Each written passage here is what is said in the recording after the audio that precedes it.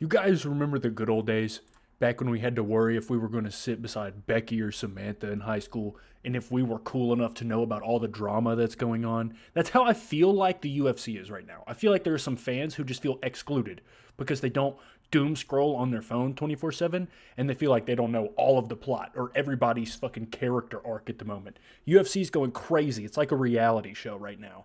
Um, so I'm just here to catch y'all up. I'm here to rank all the drama, anything in that bottom tier, maybe even the bottom two. You could live without. It's just going on. But anything in these top two tiers, you guys need to catch yourself up on. Okay, so sit down, crack a Celsius, smoke a ball, whatever you got to do to chill out a little bit. We're gonna be ranking UFC drama and rumors that are going on right now. Starting off really simply, really easily, they're cooking, bro. They're doing their fucking job. Islam Makhachev should not, under any circumstances, have vacated that lightweight championship. And he did it, bro. Willingly. Doesn't really seem like it even took a lot of convincing. He just did it. Why? Why is John Jones still the champion? Why can the guy with 5 defenses not go for the last ever double champion status? I don't know. I do know, but I can't just get too into it because I'd be ruining chapter 5 of our little story right here. But Islam vacating just doesn't make sense to me. Genuinely cleared out his division, genuinely beat the best contenders right below him. If there is an argument to be made that the UFC should give one more guy a double champ fight, a fight at double champ status, it should easily be Islam Makhachev. I don't believe there's anybody disputing that. I don't think anyone thinks he's running away. He's earned his shot to move up to 170 and fight for the belt. Whatever he does after that is up to him. I don't care. This is just the plot, just the script writers here. We haven't got that far yet. So we don't know what they jotted down in their little notebook. But the script writers got us this far, and they cooked with Islam's story. This was just, I sort of put this in here for my personal fun, bro. Paul Craig is allergic to winning fights. Paul Craig is allergic to winning fights. You fought a wrestler last time out and you couldn't get him on the ground. It was the worst kickboxing fight I've ever seen, bro. Paul Craig would have easily submitted Bo Nickel. I wholeheartedly believe that. Easily submitted Bo Nickel. If either one of the wrestler didn't want to shoot, the jiu-jitsu artist didn't want to pull, it was literally just lead body kicks followed by a straight right hand. The whole fight, both sides. Super boring, not an important plot, but I just find it so funny that when Paul Craig finally gets a fight he's going to win, his opponent has herpes and tries to knowingly go in the octagon. What? What? Like, I'm sorry, I can't even... He put out some tweet or some little article. He's like, yeah, I didn't know it'd be that big of an issue. I'm ashamed of myself and my camp. You should be ashamed. You out here fucking dogs. 2 weeks before a UFC cat. Like, dude... Paul Craig should not be this allergic to losing. That's what I'm getting at right now. I don't know what happened here. I feel like they cooked giving us the Armin and Charles plot, right? And then the fight happens, and 2 out of the 3 rounds, Armin is dead, stuck in a submission hold that he's not going to get out of. 1 guillotine and 1 darce. Both of those are fight-ending submissions. He just gets saved by the bell. So I don't know how you can give him a decision victory. Like he won the round as if he wasn't 20 seconds away from death 2 different times. You know? And then you pull out of a championship fight the day of, and you're lying about why you pull out. And then when you come back, you're demanding an immediate shot? No.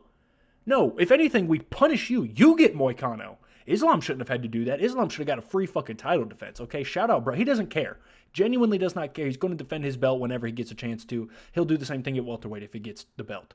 But Armin just coming back and assuming, one, you punched a fan in the face, and the UFC graciously gave you the opportunity to advance your suspension because we needed you. We needed you to fight, admittedly. So what do you do after that? You pull out of the fight and then beg for it back. Fuck no. I can't even wrap my head around that. I will never be an Armin Sarukian fan. I don't care how funny he is to watch. That was pitiful. Bad script writing. That guy's fired for sure. Next up, we got Poatan. He declined the fight at 317 because it was short notice. That would just kind of be right here. You know, that's just like, Alex declined a fight. That never really happens. This will be a 1 in a million thing. Cool, we're over it. And then he goes and tweets, I don't know what's coming out of this. We haven't got any more news. It's just been very recent. But that deleted tweet, if you guys didn't see it, he was like, "This is bullshit. I'm very upset with the UFC. Whatever the fuck, bro." He was really upset. Said he needs to be making more money. Needs to get more time off to rest. You're the one accepting the fights, bro. Like no one for. Huge Poetan fan, not falling off in my book at all. Just really confusing, and I feel like they're just using his aura farming capability to push him into another big match or to save another card. Yuri counts as this too. I'm just now realizing I don't have Yuri at the bottom. Yuri and Alex both declining 317 International Fight Week. Something's going on there. Yuri wants his Masters. Alex is upset with the company. What the fuck do we do now? Michael Chandler bulk up to 205. Give him a title shot. I don't know. Just no Magomed. Are we just going to say fuck Magomed and make an interim championship? That'd be the funniest thing ever. If they're just like, nah, you're not really that guy, pal. We're not going to keep you around for that long. And then they just go for interim champion and make him fight Alex again. Because Alex would beat Yuri again. And the cycle. We went over this last video. Go watch the last video. We need to get out of the cycle of doom in light heavyweight. But I don't know what the writers are doing here. This is just weird. Fucking Conor McGregor reincarnated right here, dude. I don't like Ilya, but you gotta admit, this story's just fire, bro. The main character syndrome, this guy... Bro, to be honest, this is movie level plot. Like, the main character syndrome that comes out of this guy is unmatched. I've never seen anything like it. He spoke it into fruition that he was going to knock out Alexander Volkanovski. 2 years ago, that was the craziest thing anyone had ever heard on the planet. Another 145-pound man walking in the octagon and flatlining him. That's exactly what happened.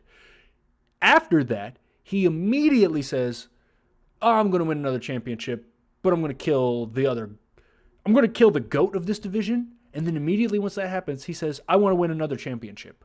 But before that, I want to solidify I'm the GOAT of this division." In 3 fights, bro has essentially proven that he is the best featherweight. Maybe of all time. We're going to have to put him against a prime Aldo and a prime McGregor to figure it out. But Volk is the best featherweight of all time. Flatlined him. Max Holloway is the biggest competition Volk has ever faced. Flatlined him. Jose Aldo just matches up very badly against Ilia Topuria, and I think it would have gone very, very poorly for Jose. Do we even want to bother throwing him against Conor? He's going to shoot a blast double leg and kill him. I mean, Ilya, and he's already doing the same thing. He's like, "I am the lightweight champion of the world." He goes up and he's like, "I will sit on this sideline until you give me an undisputed championship opportunity." So that's when they're like, "Hey, Islam, we need you to vacate." If Islam isn't willing to vacate, then Ilya doesn't fight Charles for the 155 belt at 317. And they need that. His main character syndrome is paying off. We don't see stuff like this. We see guys like Brock Lesnar do this, and then Brock Lesnar got hit with like a fucking $600,000 fine from Bud Light because he was talking about Coors in the octagon. "Make me a Coors Light. None of that sissy Bud." That was the funniest thing I've ever seen. And he got punished so hard for it. Whereas we have this guy here who's just like, "Forget everybody. I sip my tea. He's German." I don't know, bro. German, Spaniard. It's a movie. There's literally going to be a documentary about his life. This has to be movie level plot. Same. Oh, I should have spaced these guys out a little bit. But anyway, John Jones is falling in love with Thai ladyboys. He's admitted to one of his retired trainers that he's done. He's recording the Russian... the Russian Ultimate Fighter against Nate Diaz. So these guys can't even have a fight at the end of the season. Like, I don't understand. It's like the UFC is helping him avoid Tom Aspinall. They're like, "Oh yeah, the fight will happen, don't worry." And then they just like fund all of his side activities and keep him out of the octagon even longer. I don't understand. It's movie level plot because no one's intuition was right. No one can figure it out. It's actually going to be the twist of the century because everyone was like, "Oh, John's going to fight Tom. Oh, well, that didn't happen. Oh, well, John is going to duck Tom." I can't speak. Well, that is kind of happening. But John keeps saying he's going to fight, and Dana says the fight's going to happen, and Hunter seems confident the fight's going to happen. But John's doing coke and railing ladyboys, and like I said, everything except fighting. And it needs a 6-month camp, full camp, on top of the day that the fight is announced with Tom. So we're minimum 6 months away from the fight the day it's announced. It hasn't even been announced yet. So right now it's still just hypothetical. We have one of the best heavyweight prospects of all time in Tom Aspinall being totally shelved just so we can keep him in pristine shape to absolutely drain the life out of John Jones if he's even given the opportunity.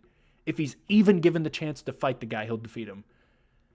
But we will probably never know. And if we ever get the announcement that they are going to fight, the excitement is right back up here, right back into red levels, dude. I'm telling you, like, the end of this story will drastically change how we as MMA fans see John Jones, no matter what the outcome is. And I think that's why this has to go in that top tier, no matter what. Renier de Ritter getting really, really, really pushed. I was not on my 25 bingo card, just to be honest. I didn't realize I need to make these guys a little bit smaller, but oh well. Robert Whittaker, that quick. We're going to give him a top 5 guy that quick. I think we owe it to him to do something for him, whether it be a bonus or a layup fight or something, because no one liked Bo Nickel. The 3 fans he had were even tired. They had to be tired of him. No one likes Bo Nickel. He's not a fan-friendly guy. And Renier de Ritter seems like that's exactly what he is, a fan-friendly guy who's going to come in there and just give you finishes every time out. Does he look goofy? Is he a little unorthodox? Is he maybe boring to someone who doesn't really know what they're watching? Yeah, I can see all those things. But I think to a real MMA fan, this guy's going to be awesome. He's here a little bit later in his career, but he's in his prime now, if not the end of it. Like, we're not going to see some crazy arc. We're just watching the best it's going to get right now, which I do enjoy, which maybe that's why they're giving him the Whittaker fight right away. They're like, we know this guy's good. He's been a double champion in the biggest contender, or in our biggest opponent, whatever you want to call it, like opposing brand, won championship. He's a double champion over there. The guy's no joke. They can at least say that. And if they put him against their top-tier talent, and their UFC top-tier talent beats him consistently, they can be, look at that. Look at that, guys. I'm Dana White, and the UFC is the best place in the world. We got the best guys out there. If you're the best in the world, you're in the UFC. I love when they thought like that. Now they openly admit a little bit. They're like, yeah, we got to go find these guys, but they used to think it was really just like UFC or bust, and I thought that was so funny. Give me this, bro. Give me the Dominic Reyes return of 2025. This was on nobody's bingo card. If you placed a bet for Dominic Reyes to win 2 fights, or 2 fights in a row, or even win a fight in 2025, it would have been an underdog by 1,000,000 points, bro. He's looked immensely washed, immensely underprepared. He looked like a total fluke of a man. They're like, how is this the guy who beat John Jones? How is this the guy who for 3 out of those 5 rounds genuinely stood in there and was better than the best martial artist in the world? I have no idea. But he's back. Absolutely flatlines. I don't know, dude. Glass chin Krylov, sure, but murders him, bro. Flatline. Looks great in his last fight. Looks like his chin has randomly had a resurgence. I didn't know that was a thing. I didn't know your chin could get better after a while. But I'm here for it, dude. I'm here for every single bit of this. Dominic Reyes deserves this. He's been shit on by fans. He's been shit on by the community. He's had a rough career. He's had a rough life. He's someone you can easily cheer for, bro. There's no way that anyone should be rooting against Dominic Reyes at all. I don't see any reason for that. Here's the issue with the Ian Gary story. It's the fact that Dana wants it to be right here. Dana wants Ian Gary to be the guy who just speaks everything in. He wants him to do what Ilya's doing with the face and vibe of Conor. But just the fact that it's Ian Gary has it right down here. Just factual statement. He's parading around another man's son with his porn star wife, bringing them candy. I just can't get behind that, bro. There's no aura there. And when you hear Ian Gary, he's very well-spoken, very well put together. He's a very honest guy. I don't know how he manages to make us hate him, bro. He just says all of the wrong things and has all the confidence in the wrong things. I don't know if it's... I hope that this is like the Tom Brady effect, that Tom Brady is so good at everything that you just have to hate him. He's so good with the media, so good on the field, you have no other options to hate him, you know? You just have to do it out of spite. I really hope that's what happens to Ian Gary, because right now that's not what's happening. He's doing this. He's bringing this all upon himself because he just can't shut his mouth. And when he does open it, bro, you've got to talk. You've got to hype up your fights. You've got to talk shit. You've got to get yourself out there. Why can't you be Nate Diaz? Why can't you be a little more... Conor and Ilya will call people out a little bit more and be like, I am this because of this. And Ian will just open his mouth and start spewing nonsensical bullshit. I mean, I've grew up in the wee quiet of Ireland, and I just believe it. It's in me heart, in me soul. I'm better than everyone in this welterweight division. No, you're not, dude. Like, it's just so hard to listen to. And he believes it so truly that you can't do anything but listen to him. You're like, wow, this guy is dead serious. It sounds like a Michael Chandler. He's the Michael Chandler of welterweight. Can I give him that? I just can't get over it. This shit right here doesn't even need explaining. The Jose Aldo disrespect, we brought him back to fight in Rio against Rodriguez, I think. Against No Name, basically. And he won. Cool. That should have been it. That should have been the end. That should have been the retirement. We should have never allowed him to fight again. We give him the Chuck Liddell treatment, though. We will not sign you to a fight one more time. We will not do it, okay? That's the treatment Jose Aldo should have gotten. Instead, we put him up against two dudes who are not in the same category, and no offense to them, not worthy of a fight against Jose Aldo. One of them loses and is gifted a bullshit victory. I'm sorry, bro. Mario Batista going 0 for 19 on takedowns literally does not warrant a victory. Oh, well, he was the more aggressive guy. He was pursuing the action. He was pursuing the thing in between Jose Aldo's dick and balls, his taint and butt, his left and right hamstrings, okay? Whatever's in that hip area, there's gold somewhere, because Mario Batista was digging for it, okay? He did not win that fight. That was awful. This last fight, Jose literally soccer kicked the dude across the fucking ring, and they gave him the decision victory. Huge disrespect, hugely disappointing on the part of the UFC. I don't want to see another Jose Aldo fight anywhere. He's done. I want to see him hang him up, because what the fuck was that? Volk, they're giving us the juicy line, bro. They gave us the U-turn, the plot twist. They really made us think that Volk was going to go on a Tony Ferguson run. They made us think he was done. They made us think he was cooked. No more chin. Cardio questionable. His frame had been a little bit off in that last fight, and he just comes back so solid. Yes, he gets rocked by Diego. We've seen the power he's got. We've seen the athleticism he's got. It's not surprising that Diego's able to put hands on someone, but Volk looked clean. He looked active. He looked precise. Looked very, very, very athletic. Almost the prime of his career athletic. No issues making 145. Looked mentally happy. He's smiling in the ring. I mean, this was just a phenomenal chef's kiss. And he has said that he wants to end it all by going up to lightweight and fighting Ilya again. If that happens, movie level plot, bro. I mean, the career of Alexander Volkanovski has been nothing short of literal clip farming. From the guillotine of Brian Ortega to the decimation of Yair Rodriguez to the absolute wars he had with Max Holloway.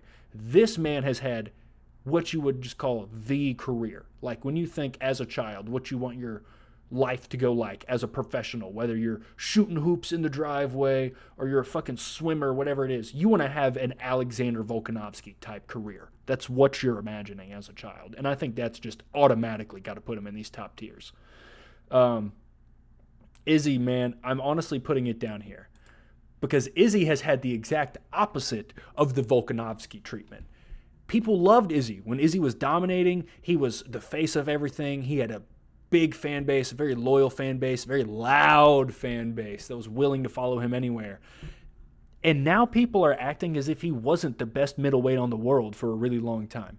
People are acting as if he didn't flatline Alex Pereira.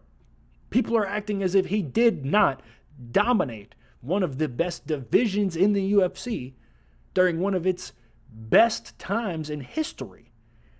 The man is highly skilled. Do I think he's washed? Do I think that pure strikers have a much more aggressive downfall than anyone else? Yeah, 100%. I can agree with those things. But why are people acting like they always hated Izzy, or like they were never cool with him, or that he deserves this in some kind of way? I just think it's really weird, kind of hateful. It's giving me like big Gooner vibes. Like, you guys don't really, I don't want to say fake fan vibes, but like, why do we all pretend to hate Izzy all of a sudden? I love the press conference stuff, the pre-fight stuff with Sean Strickland, where it's like, oh, this guy right here watches dog porn, and I'm not going to lose to any man who looks at little pictures of children. Like, cool, it's funny or whatever, but like, we know it's just hype, right? We know it's just jokes, right? Izzy's a pretty cool dude who does a lot. I don't know. I don't really like seeing him get this immense amount of disrespect for somebody who is still objectively, non-negotiably, a really, really good all-time fighter. Regardless, let me know who I missed out on. Let me know what your favorite storylines are right now. Like, share, comment, subscribe. For the love of God, please do something. I love making these videos, man. Absolutely love them. Every single comment, I read them like 5 times over. I don't think y'all understand. My favorite thing in the world is reading comments. So whatever you guys got to say, let me hear it. Good, bad, left, right, up, down. I love you guys. Have a great day. Go get some motion and text your mom. Peace.